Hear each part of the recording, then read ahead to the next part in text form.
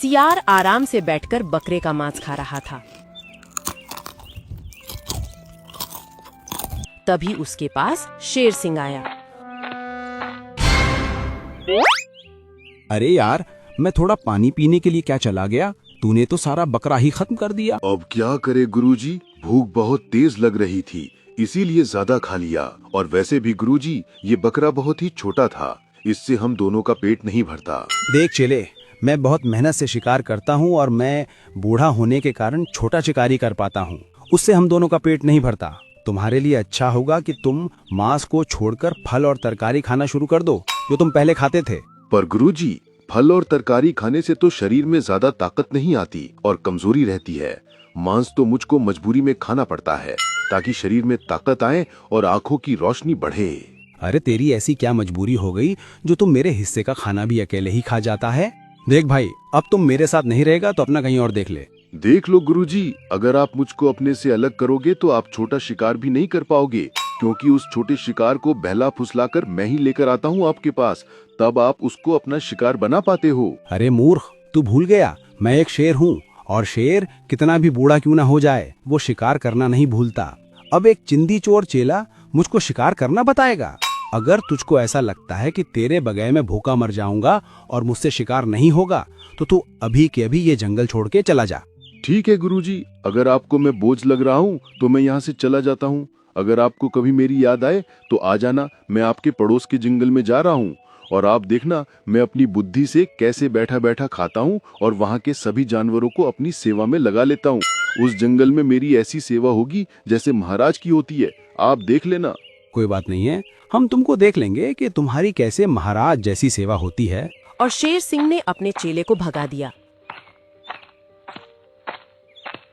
सियार दूसरे जंगल में आ गया। अरे यार, मैं गुरुजी से लड़ाई करके आ तो गया हूँ इस जंगल में, पर ऐसा क्या करूँ कि लोग मुझको बैठे बैठे खाना खिला दें। सियार को एक युक्ति सूझी और वो एक पेड़ के पास जाकर बैठ गया और उसने अपने पास खाली कमंडल रख लिया।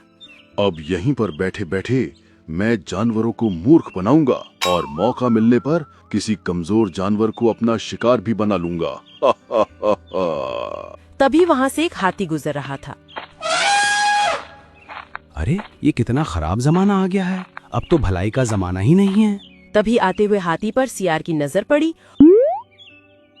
अच्छा, तो इस हाथी को मूर्ख बनाता हूँ, और वैसे भी हाथियों में मोटी बुद्धि होती है, इनको मूर्ख बनाना आसान भी है। और सियार ने आवाज देकर हाथी को अपने पास बुलाया। अरे ओ गजराज, जरा इधर तो आना, हमारे पास तुम्हारी हर समस्या का समाधान है, जरा इधर तो आना।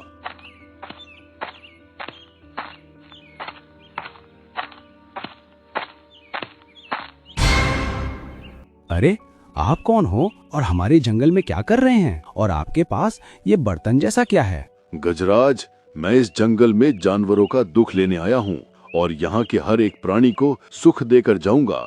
और ये बर्तन नहीं है, ये मेरा जादुई कमंडल है। इस कमंडल में सभी जानवरों के दुख को इकट्ठा कर रहा हूँ। और जब ये कमंडल भर जाएगा तब मैं इस जंगल से चला जाऊंगा। अरे वाह, ये तो आप बड़ा ही नेक काम कर रहे हैं, पर गुरुजी मेरी थोड़ी सी परेशानी है। कुछ मत बोल बच्चा, बाबा सब जानते हैं। हम परेशानी को बताने से पहले ही देख लेते हैं। हमको सब पता है तुमने किसी के साथ भलाई की है और बदले में तुमको बुराई मिली है। तुम हर किसी के साथ अच्छा व्यवहार करते हो, बदले में तुमको बुराई ही मिलती है। ठीक कहा ना मैंने? हाँ बाबा, आपने बिल्कुल ठीक कहा। आप तो सच में सिद्ध पुरुष हो। हमारे तो भाग्य खुल गए जो आप हमारे जंगल में आए। बेटा, मैं हर किसी के जंगल में नहीं जाता, मैं उसी के जंगल में जाता हूँ जिसके जंगल में मौत तांडव करती है। क्या कहा महाराज, मौत तांडव करती है? हाँ बच्चा, तुम्हारे जंगल में घोर संकट आने वाला है। इस जंगल के जानवरों को संकट से बचाने के लिए ही तो मैं इस जंगल में आया हूँ, और मैं इसी स्थान पर बैठे बैठे जंगल के सभी कष्ट को अपने कमंडल में इकट्ठा कर रहा हूँ। और जब तक ये कमंडल भर नहीं जाता, मैं इस स्थान से खड़ा नहीं हो सकता। इसीलिए तुम जंगल के सभी जानवरों को भी ये बात बता दो कि इस जंगल पर मौत का तांडव होने वाला है और जानवर इधर उधर ना जाएं।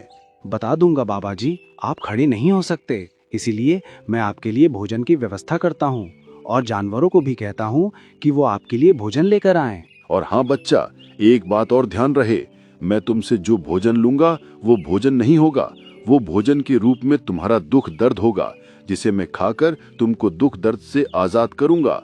इसीलिए जानवरों से कहना कि ज्यादा से ज्यादा भोजन लाएं ताकि मैं उनके दुख दर्द को बहुत जल्दी खत्म कर सकूं। ठीक है बाबा जी, मैं समझ गया। जो जितना खाना लाएगा उसका उतना ही दुख दर्द कम होगा और उतने ही जल्दी आपका कमंडल भर जाएगा और आप हमारे जंगल के संकट को लेकर चले जाओगे। शीघ्र जाओ बच्चा, हमारे पास समय नहीं है। और हाथी बहुत जल्दी में जानवरों के पास गया। अरे भाई लोगों, तुमको पता है हमारे जंगल में एक बाबा आए हैं और वो कह रहे थे कि इस जंगल में मौत का तांडव होने वाला है, इसीलिए मैं इस जंगल में आया हूँ। और वो हर एक जंगल में नहीं जाते, वो केवल उस जंगल में जाते हैं जिसमें कुछ संकट आने वाला है। ये तुम क्या कह रहे हो? कौन करेगा हमारे जंगल में मौत का तांडव? क्या वो बाबा सच में सिद्ध पुरुष लग रहे हैं या कोई ढोंगी है जो जानवरों को मूर्ख बनाने के लिए आया है? नहीं रे लगी, ढोंगी नहीं है वो एक शुद्ध पुरुष हैं और उनके पास कमंडल है जिसमें वो हर एक जानवर के दुख दर्द को इकट्ठा कर रहे हैं। और जब तक वो कमंडल नहीं भर जाता वो कहीं नहीं जाएंगे और ना ही तब तक अपने स्थान से खड़े हो सकते हैं। उन्होंने ये प्रण लिया है। जब तक जंगल का दुख खत्म नहीं हो जाता तब तक बाबा जी बैठे ही रहेंगे। हमको तो उनके लिए भोजन का प्रबंध करना पड़ेगा। हाँ, हमको उनके लिए भोजन का प्रबंध करना पड़ेगा। और उन्होंने कहा था जो जितना ज्यादा भोजन लेगा उसका उतना ही दुख दर्द कम होगा और वो जीवन में सुख का आनंद मिलेगा। इसीलिए मैं तो बहुत सारा भोजन लेके जाऊंगा। अरे तू ही क्यों रे, बहुत सारा भोजन तो मैं भी लेकर जाऊंगा, मुझे भी अपना दुख कम करना है। और अगले दिन गजराज ढोंगी सियार के लिए फल लेकर गया।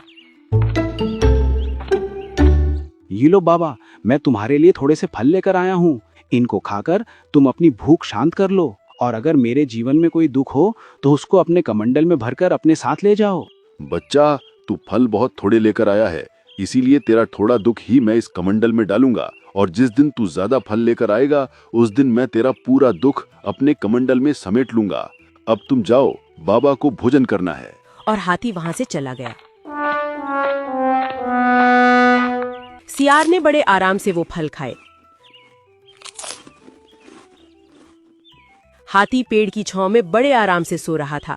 तभी उसको एक कड़क आवाज सुनाई दी। अरे गजराज, जाग जाओ, सोते ही रहोगे क्या? इतना क्यों सो रहे हो? जागो यार। अरे यार, अब मेरे सोने के ही दिन हैं। मैं कल फल लेकर गया था बाबा जी के पास और बाबा जी ने मेरे हिस्से का दुख अपने कमंडल में डाल लिया। अब मेरे जीवन में कोई दुख नहीं है। अब मैं आराम से सोऊंगा और अपनी एक शानदार जिंदगी जीऊंगा। अच्छा, तो आज मैं जाता हूँ और फिर मैं भी तेरी तरह आराम से सोऊंगा।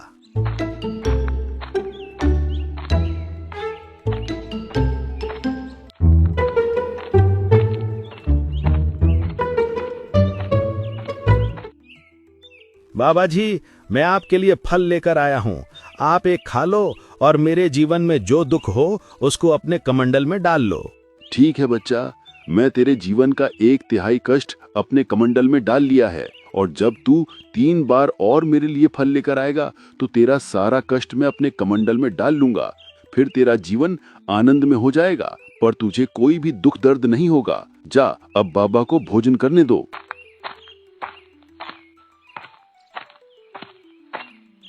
अरे यार, फल खा खाकर मैं बहुत परेशान हो गया हूँ।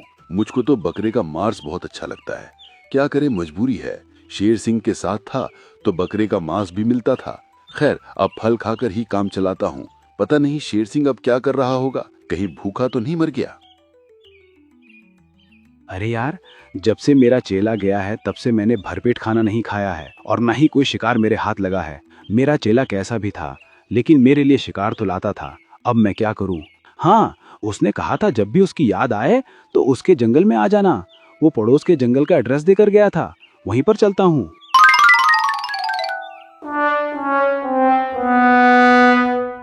और शेर सिंह अपने पड़ोस के जंगल में अपने चेले से मिलने के लिए चला जाता है। लकी गधे ने शेर को अपने जंगल में आता देख लिया और वो जल्दी से जानवरों को इसके बारे में सचेत करता है। अरे भाइयों, मैंने अभी अभी अपने जंगल में एक खूंखार शेर को आते हुए देखा है। अरे लकी, तुम ये क्या कह रहे हो? अगर वो शेर हमारे जंगल में आया है तो अवश्य ही वो भूखा होगा और वो शिकार की तलाश में आया है। लेकिन बाबा जी ने तो कहा था कि हमारे दुख दर्द और जंगल में जो भी संकट है वो सब खत्म हो गया है। लेकिन ये तो संकट आ गया, अब क्या करें? करना कुछ नहीं है, बस हमको बाबा जी के ही पास चलना है, वही अब हमको शेर से बचा पाएंगे। और सभी जानवर ढोंगी सियार के पास पहुँचे। बाबा हमको बचा लो, हमारे जंगल में खूंखार शेर आ गया है। कहीं मुझको ढूंढते हुए गुरुजी तो नहीं आ गए इस जंगल में, देखना पड़ेगा। अरे बाबा जी, किस सोच में पड़ गए? मैंने कहा आपसे कि हमारे जंगल में एक खूंखार शेर आ गया है। अब आप ही हमारी मदद करो, उस शेर को यहाँ से भगा दो। ठीक है, तुम चिंता मत करो, आने दो उस बागड़ बिल्ले को। अगर मैंने उसको अपने मंत्रों की शक्ति से वापस नहीं भगा दिया तो कहना। और थोड़ी देर बाद वहाँ पर शेर आ गया। रुक जाओ, अगर तुमने एक भी जानवर को शिकार बनाया तो मैं तुझे अपने मंत्रों की शक्ति से यहीं पर भस्म कर दूंगा। अगर सच में तेरे मंत्रों में शक्ति है तो आज फिर तू मैदान में आ।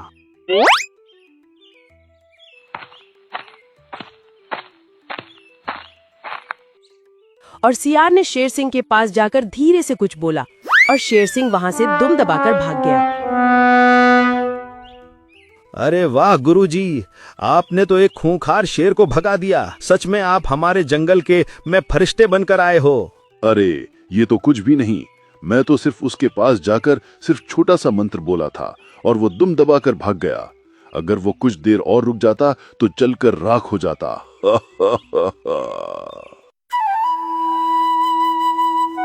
और शेर अपनी नजर बचाते हुए अपने चेले के पास पहुंचा। अरे गुरुजी, आप? हाँ, तुमने ही तो मेरे कान में कहा था कि जब कोई जानवर मेरे आसपास ना हो तो आ जाना। बस मैं आ गया जानवरों से अपने आप को बचाते हुए। कोई जानवर मुझको आपके साथ न देख ले।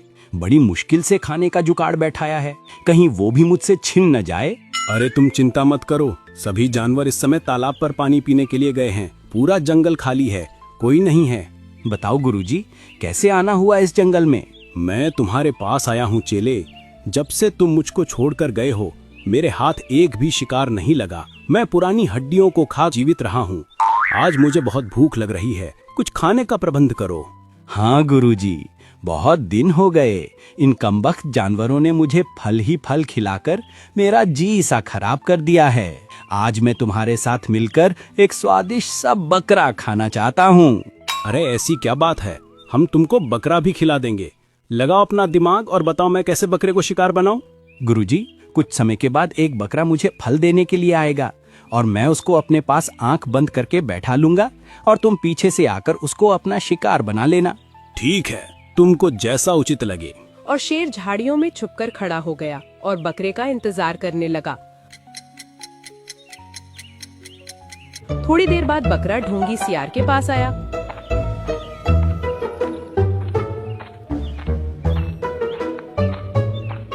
बाबा जी, मेरा जीवन बहुत ही कष्टदायक है। मैं आपके लिए ये फल लेकर आया हूँ, आप इनको स्वीकार कर लो और मेरे जीवन के सारे कष्ट को अपने कमंडल में डाल लो। बाबा जी, इस बार हमको तुम्हारे फल की इच्छा नहीं है पुत्र। तुम बस अपनी आंखें बंद करके बैठ जाओ, हम अभी के अभी तुम्हारे सभी कष्टों को अपने जादुई कमंडल में डाल लेते हैं। और जैसे ही बकरा आंख बंद करके ढोंगी सियार के सामने बैठा तो शेर झाड़ियां में से निकलकर बकरे के ऊपर हमला कर दिया और बकरे को अपना भोजन बना लिया। और फिर दोनों बकरे का लुत्फ उठाने लगे।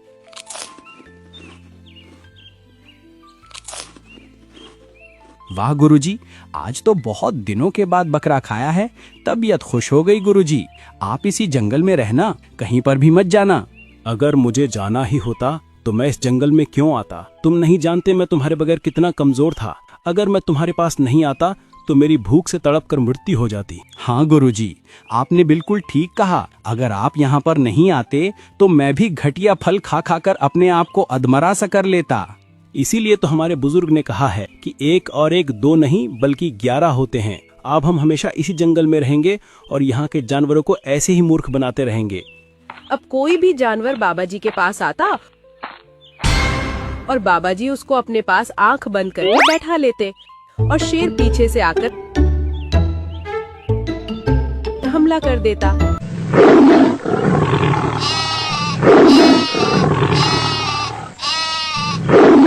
अब उनको बैठे बिठाए ही खाना मिलने लगा था।